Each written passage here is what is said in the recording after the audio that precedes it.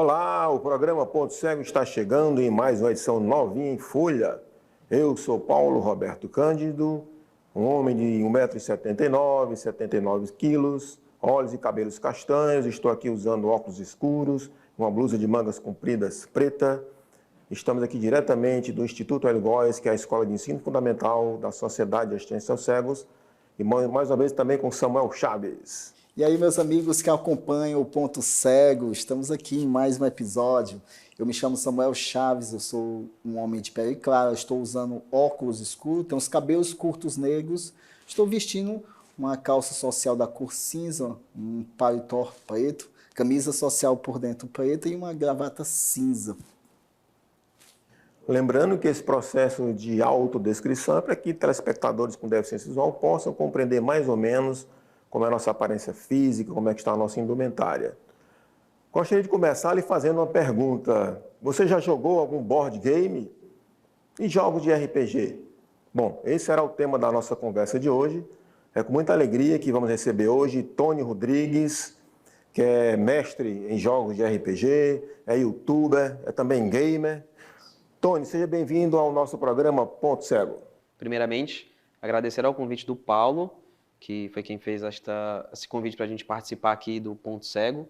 Agradecer ao meu amigo Samuel, que estará aqui na conversa com a gente. Como já dito, meu nome é Tony Rodrigues, eu tenho 1,65 m, sou mais ou menos gordinho, tenho cabelos pretos curtos, levemente grisalhos, porque decidi assumir meus fios brancos, estou de óculos escuros, calça, sapato preto e camisa preta.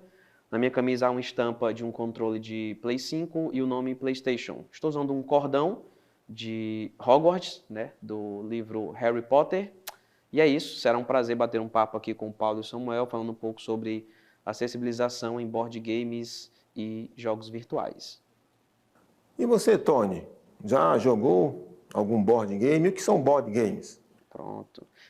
Com certeza já joguei muitos board games desde a minha infância, é uma paixão minha. Board games é uma sigla que significa jogos de mesa, tá? Até convido aí aos nossos telespectadores, sei que o programa também vai ao ar no YouTube.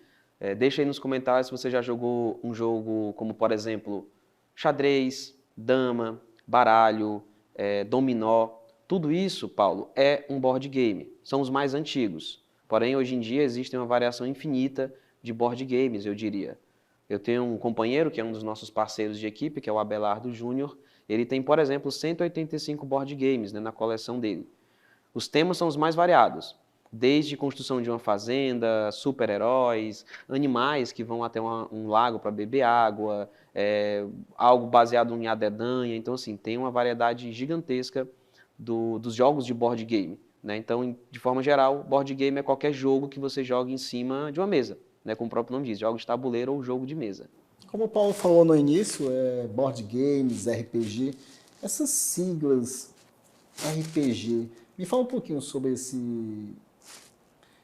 essa nomenclatura, que possivelmente vai ser uma palavra americanizada, né, trazida aqui para o português para a gente...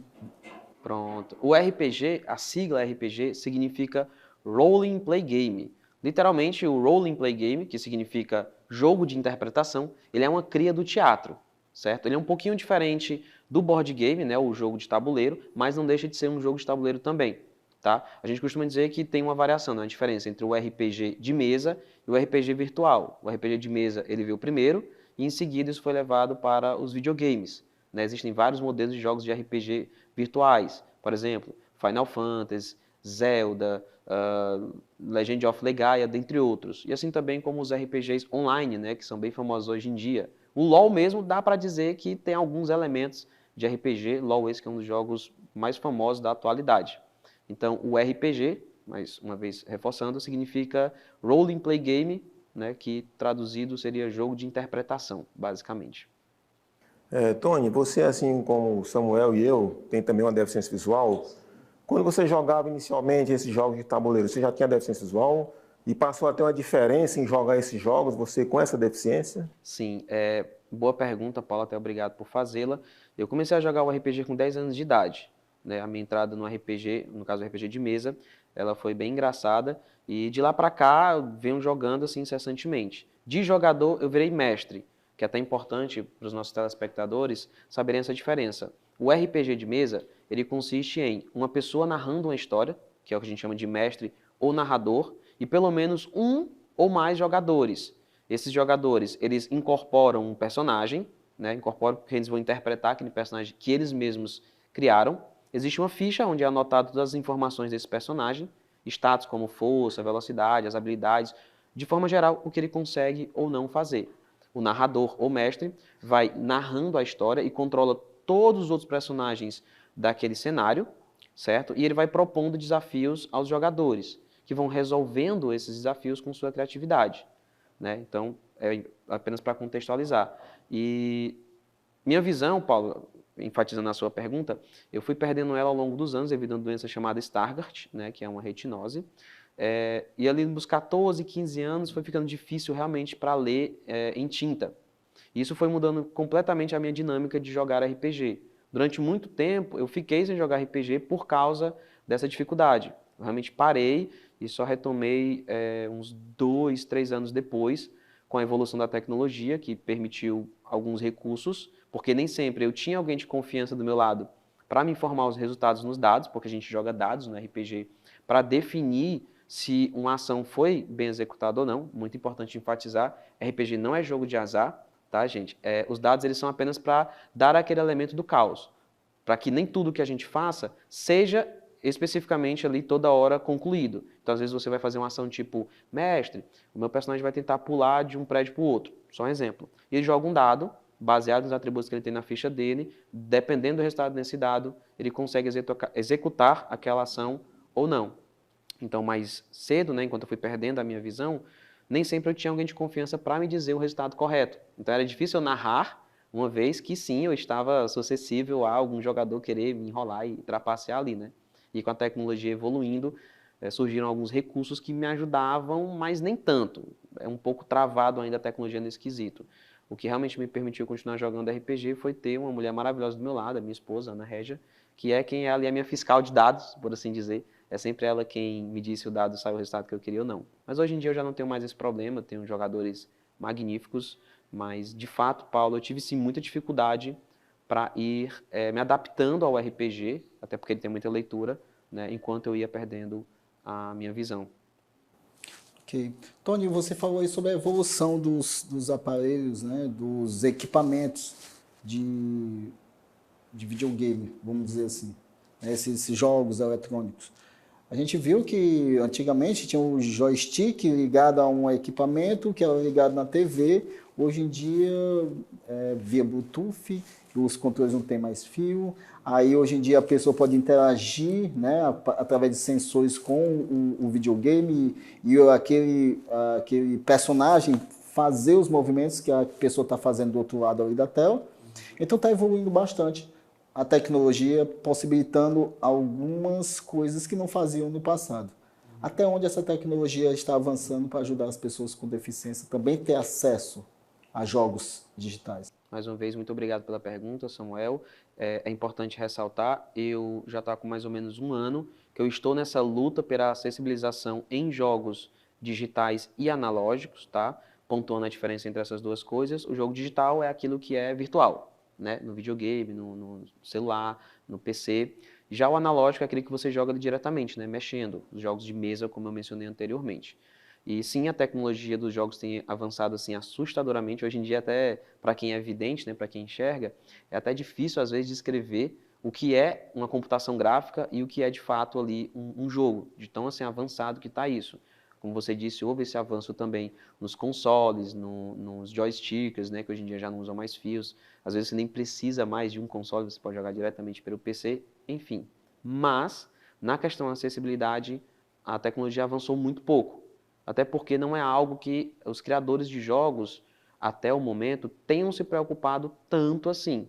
Sempre é deixado em último plano essa questão de acessibilidade. Existem sim alguns jogos que têm acessibilidade, mas são jogos bem simplistas e quase sempre são transformações de board games, como por exemplo, próprio xadrez, dama, alguns joguinhos de cartas que são levados para consoles através de softwares, né, no caso para o PC, e são adaptados para a gente que é deficiente visual. Mas os consoles mesmos, os grandes jogos, eles não têm ainda essa preocupação com a acessibilização para esses jogos. Então, de forma geral, nesse quesito, a tecnologia não avançou muito, não. Quem é deficiente visual ainda vai ter muita dificuldade de jogar jogos clássicos ou mais famosos, né? Porém, já se está tendo essa preocupação. Existem grandes empresas que estão virando a atenção, né, olhando ali com um pouco mais de carinho para a gente que é deficiente visual, entretanto, ainda com certa limitação. Um belo exemplo, perdão, é um jogo novo chamado Hogwarts Legacy. Ele está sendo bastante cotado em um dos jogos mais famosos da atualidade e ele tem a função de acessibilidade, porém, apenas para quem é baixa visão, né, porque ele é um jogo que tem muita movimentação, que a gente chama de hack and slash.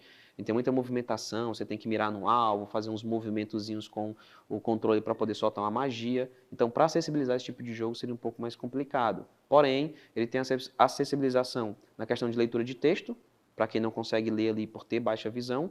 E, se eu não me engano, também ele tem tradução em Libras. Mas, infelizmente, esse é o máximo de avanço que tivemos até o momento, justamente por não ter alguém clamando e mostrando para essas grandes empresas que existe sim demanda, que existe sim público para jogar esses jogos virtuais. Então, já que você falou em Libras, né, língua brasileira de sinais, me parece que no Centro Cultural Bom Jardim houve um desenvolvimento de algum jogo para trabalhar justamente com Libras, para que pessoas pudessem ter esse acesso a essa linguagem de sinais? Sim, foi um jogo de board game, né, um jogo de tabuleiro, desenvolvido pelo Will Mota, que é lá do CCBJ. Diga-se de passagem, nós temos um projeto lá no CCBJ, é um encontro de board games que acontece quinzenalmente, aos sábados. Então, qualquer pessoa que tem interesse em aprender mais sobre os board games e queira jogar mais, procura a gente nas redes sociais, até o final do programa acredito que vai estar aí disponível na tela, ou a gente vai estar divulgando aqui, né? E lá tem este rapaz, que é o Will, que eu conheci através do Paulo, um queridíssimo que me apresentou a algumas pessoas do CCBJ. Ele desenvolveu esse jogo que trata-se de um jogo de Libras, né? Ele ainda está em desenvolvimento, ele já tem um protótipo inicial.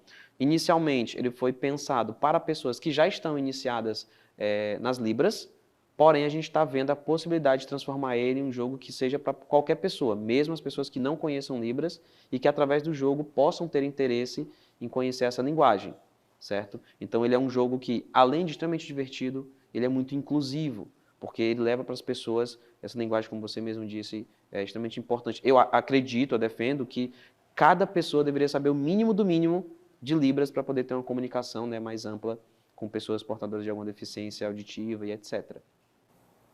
Voltando aqui para os jogos de tabuleiro, Tony.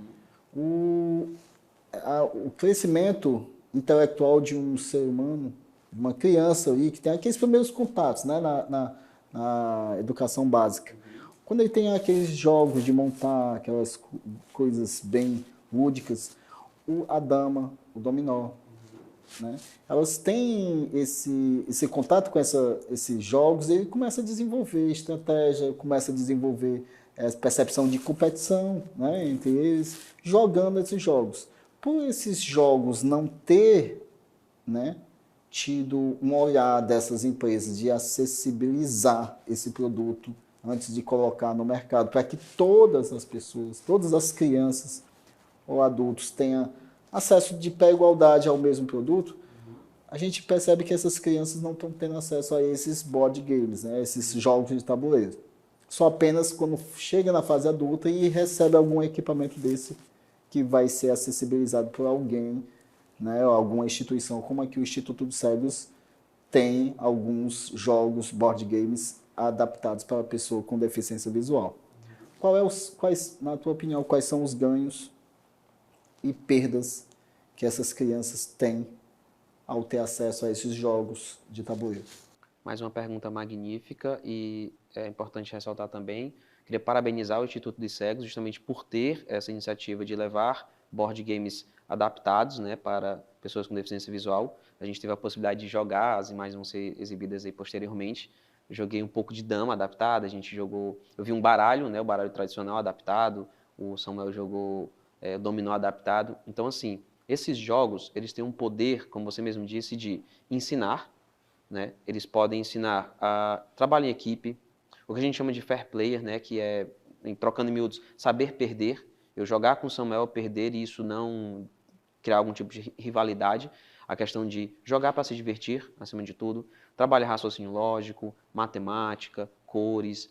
orientação de direções, por exemplo, né? No nosso canal no YouTube existe um vídeo onde eu e minha esposa transformamos um board game, adaptamos ele para ser utilizado em sala de aula com crianças de 3 a 5 anos de idade e brincando, ensinar essas crianças senso de direção, esquerda, direita, para frente e para trás. Existe um outro jogo que a gente está adaptando para ensinar, por exemplo, cores e formatos, certo? Então, essas crianças nessa faixa etária de 3, 4, 5 em diante não terem acesso a esses jogos, primeiro, eles estão perdendo algo que é de direito deles, né? Porque não é porque são deficientes visuais que eles não possam ter direito a um brinquedo, né, que outras crianças têm, porque não deixa de ser isso, o board game é um brinquedo. Eles perdem a socialização, porque enquanto uma criança deficiente visual chega na casa de um primo, de um amiguinho, e tem lá 5, 6 crianças brincando de Uno, que é um board game muito conhecido, diga-se de passagem, né? Tinha até comercial antigamente na TV. O que é que vai acontecer? Essa criança deficiente visual, ou ela vai ser excluída da brincadeira, porque muito pouco provável aquele grupo de crianças vai parar de brincar para poder interagir com essa criança deficiente visual, né? Ou, se acontecer, essas crianças que estão ali brincando vão parar de brincar para ir dar atenção, né? Porque um pai ou uma mãe vai pedir para não deixar aquela criança deficiente visual de lado. Então, você acaba quebrando a possibilidade dessa criança deficiente visual de interagir com esse grupo de crianças ali, né? Além de, como disse, a possibilidade de aprender através de experiências divertidas, né, de um jogo que é saudável e, além do que, ser uma ótima ferramenta para tirar as crianças da frente do celular e do computador, o que a gente sabe que hoje em dia tem trazido danos nocivos à saúde das crianças, né, principalmente dos menorzinhos. Então, basicamente, a falta de acessibilidade desses jogos, né, impede essas crianças mais novas de terem acesso a tudo isso, que, como eu disse, é de direito de cada indivíduo, né, independente de ter ou não alguma deficiência.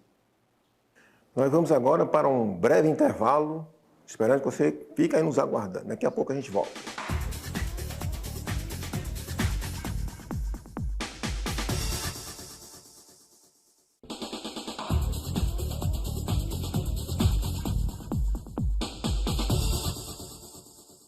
Estamos de volta com o programa Ponto Cego, hoje falando sobre jogos de tabuleiros, a importância que tem o jogo para a criança, seja ela com ou sem deficiência. Mas nós vamos chamar, já que o Tony falou que ele jogou dama, né? Eu acho que o Samuel também jogou aí um dominó adaptado. Vamos mostrar algumas imagens do Tony com o Samuel e alguns professores aqui do Instituto Cegos jogando esses jogos adaptados. Imagens gravadas na Sala Maker do Instituto Hélio Góes, também conhecido como Instituto de Cegos.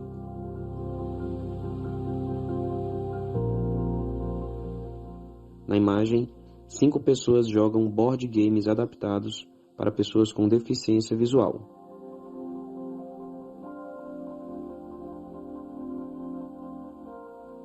Jogando dama adaptado estão Tony Rodrigues e Eden de Oliveira, que não é deficiente visual, e mesmo assim ambos jogam em par de igualdade.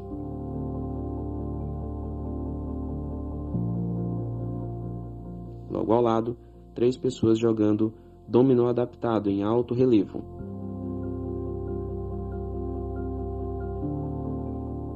Samuel Chaves joga com o professor de matemática Wellington, que é professor do Instituto, e a professora Lu, que é responsável pela Sala Maker.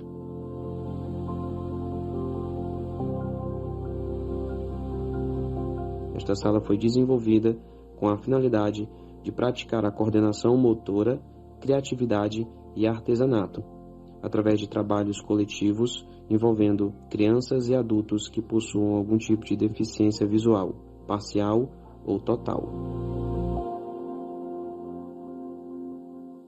E aí, Tony, como é que foi essa experiência de jogar a dama com o seu parceiro lá, o Eden, uma dama adaptada? Foi maravilhoso. Alguns dias atrás estávamos eu e os meninos lá do projeto que a gente tem no CCBJ justamente debatendo como poderíamos fazer essa adaptação da dama, né, e de alguns jogos que são excelentes portas de entrada, até mesmo para as pessoas um pouco mais velhas que têm dificuldade de entender de fato o que é o board game. E como eu já expliquei, são esses jogos que a gente literalmente já conhece, só não sabe o que é board game ainda. E eu achei magnífico. O Eden me deu uma surra, mas achei magnífico. Amei a adaptação que foi feita, não só da dama, mas também do dominó e do baralho, que era algo bem simples feito, né? E até quero pegar a instrução ali com os professores aqui da Sala Maker para a gente poder levar isso também lá para o projeto. Tornar acessível, né? Tornando um objeto, um produto, um brinquedo, um jogo acessível, possibilita pessoas com ou sem deficiência jogarem juntas. Como no vídeo, estava jogando com o professor Wellington, né? E assim, eu, professor Wellington e a Lu, professora Lu, a gente juntos numa mesa jogando dominó e eu ali participando de pé e igualdade. Só não ganhei, né, porque o professor Wellington fez uma estratégia muito boa, mas bati na trave no final ali. Então, assim, tornando acessível.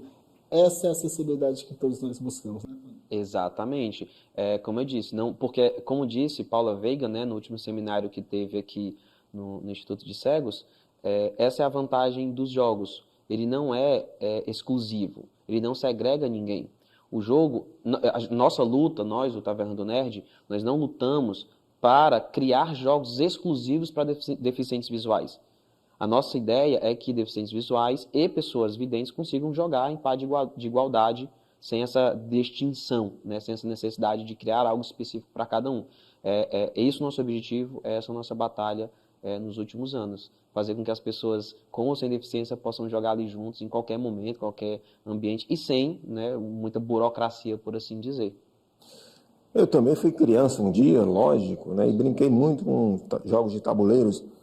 E aquele incentiva talvez a criança até desenvolver um pensamento relacionado ao profissional que ele será no futuro. Você tem alguma experiência de algum familiar ou de alguma criança que através de um jogo de tabuleiro ou de outro tipo de jogo abriu a mente para alguma profissão que ela queria exercer no futuro?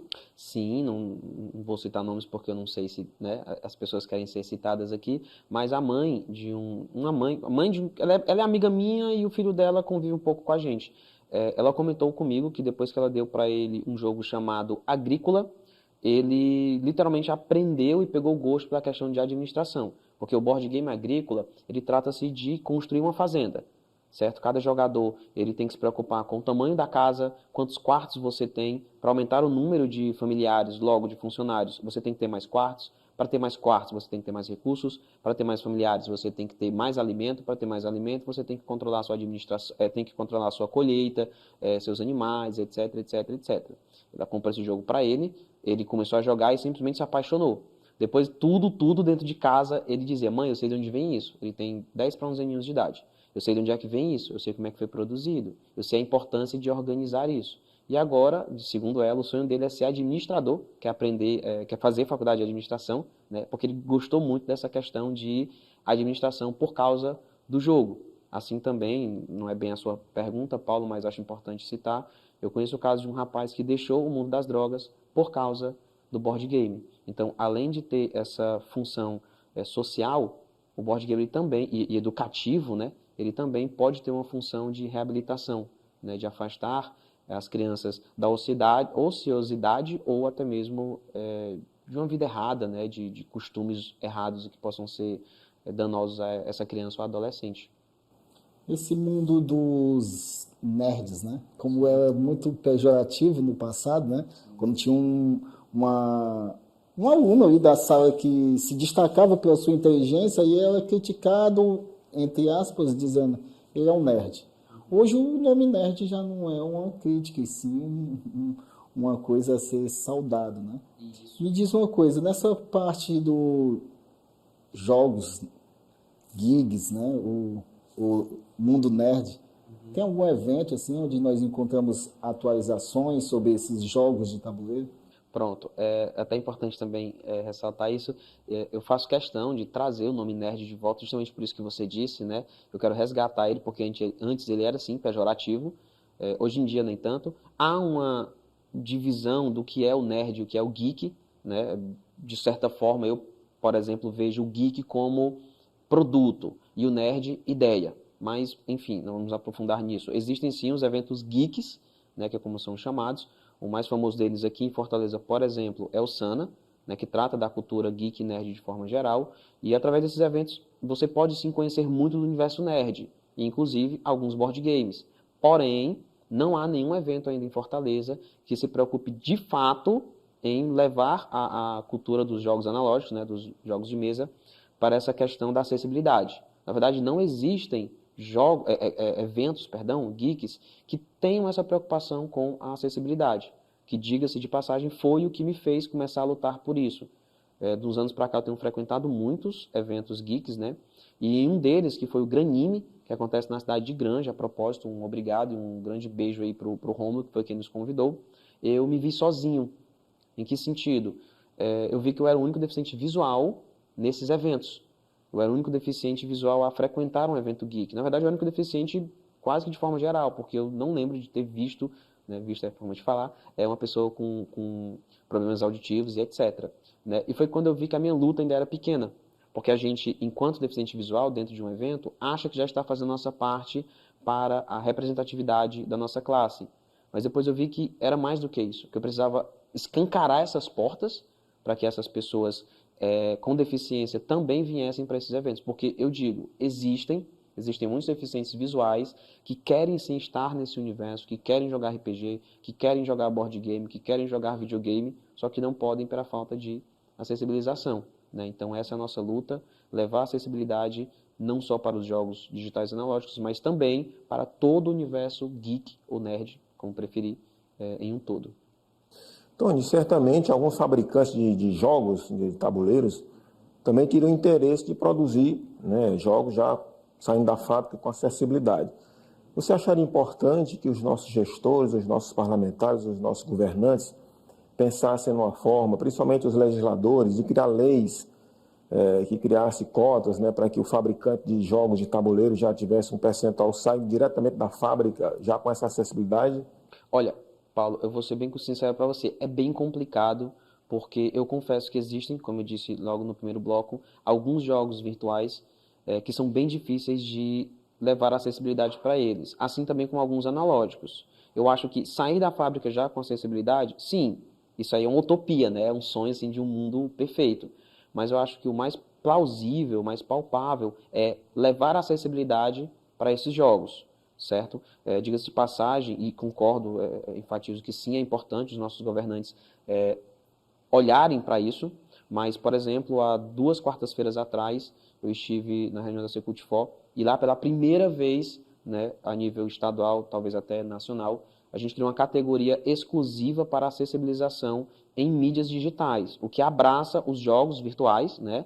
Porém, a gente ainda tem dúvidas de se realmente vai contemplar os jogos analógicos. Antes, havia 0 projetos, né? Ou seja, havia 0 possibilidade de você pegar um edital para acessibilizar um jogo seu.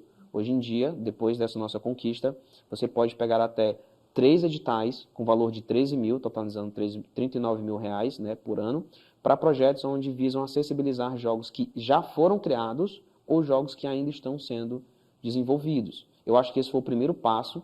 Eu acho que daqui para frente, talvez os nossos governantes e a própria população veja que vale a pena, sim, volto a repetir, que existe um público de deficientes visuais que quer jogar esses jogos, e acredito que após esse nosso primeiro passo, o negócio vai deslanchar, e quem sabe nos próximos editais não tenhamos apenas 3, o que já é uma conquista gigantesca, mas 10, 15 projetos de acessibilização com um valor mais alto. Né? Mas acho importante sim que os nossos governantes abram os olhos para isso e que percebam que é importante também levar a inclusão para esse universo nerd, como já dito. Né? Nada sobre nós sem nós, né, Paulo? Samuel, nós já estamos quase nos últimos momentos dos nossos lances finais do programa de hoje. Já? Por mim ficava aqui o dia dia todo. Jogar a programação da TV Assembleia para frente. Sim. Aliás, essa maravilhosa TV que nós temos aqui no nosso estado. Concordo, só te fazendo um corte. Primeira TV a dar espaço para alguém, literalmente, falar sobre essa pauta. Então, parabéns, TV Assembleia, e mais uma vez, obrigado. É verdade. Esse é o programa Ponto Cego, né? Quando essa luz acender, você vai nos conhecer de um jeito como você nunca viu.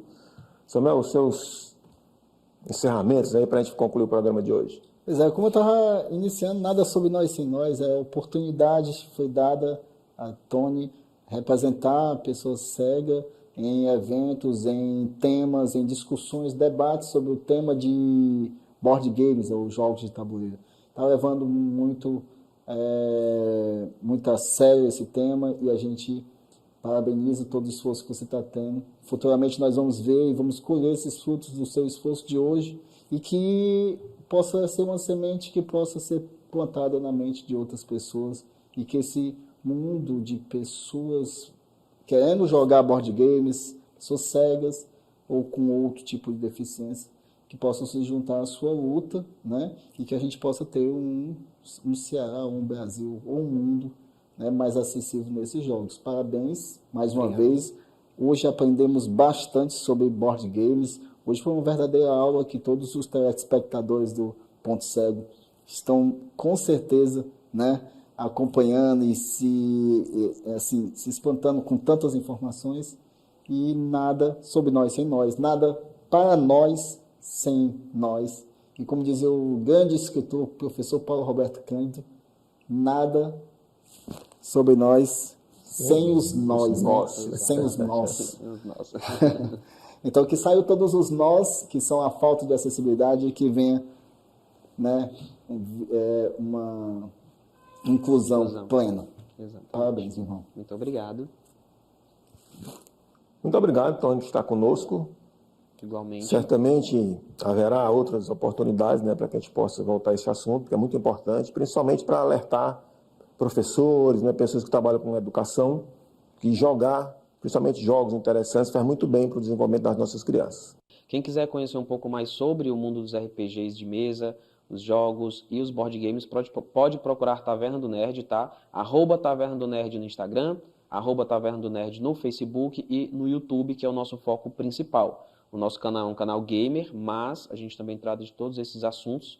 Se vocês quiserem saber um pouco mais sobre os nossos projetos, o projeto Dados Cegos, que acabei não falando muito sobre ele, que é o projeto que visa levar essa questão da acessibilidade, tá? Quiser conhecer um pouco mais sobre esses projetos, procura a gente nas redes sociais, que nós teremos todo o prazer e disponibilidade do mundo em estar recebendo e conversando com qualquer pessoa, tá bom? Um obrigado mais uma vez ao Paulo, ao Samuel e a todos que nos assistiram até aqui. E se você quiser entrar em contato conosco, nós temos o nosso e-mail, .cego.tv.alce@gmail.com. Até o nosso próximo encontro.